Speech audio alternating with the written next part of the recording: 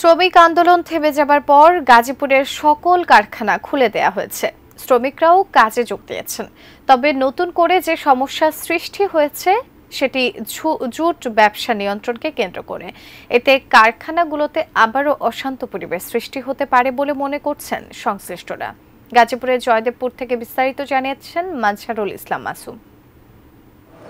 গাজীপুরে শিল্প কারখানাগুলোতে যে অশান্ত পরিবেশ বেশ কয়েকদিন বিরাজ করেছিল সেটি স্বাভাবিক পর্যায়ে চলে এসেছে এবং কারখানাগুলোতে উৎপাদন স্বাভাবিক হয়ে এসেছে। শ্রমিকরা নিয়মিত তারা কাজে যোগ দিয়েছেন এবং এই কারখানাগুলোতে উৎপাদন অব্যাহত রাখতে তারা আপ্রাণ চেষ্টা চালিয়ে যাচ্ছেন।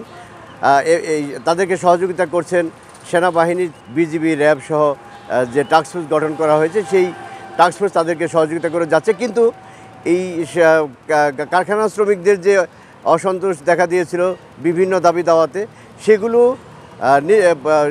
শেষ হওয়ার পরও আমরা দেখছি যে নতুন করে আরেকটি বিশৃঙ্খলা সৃষ্টি করার পায়তারা চালানো হচ্ছে, যেটি গাজীপুরের বিভিন্ন এলাকাতে জুট ব্যবসা, সেই জুট ব্যবসা নিয়ন্ত্রণকে কেন্দ্র করে বিএনপি দুটি গ্রুপের মধ্যে তারা সংঘর্ষ লিপ্ত হয়েছে।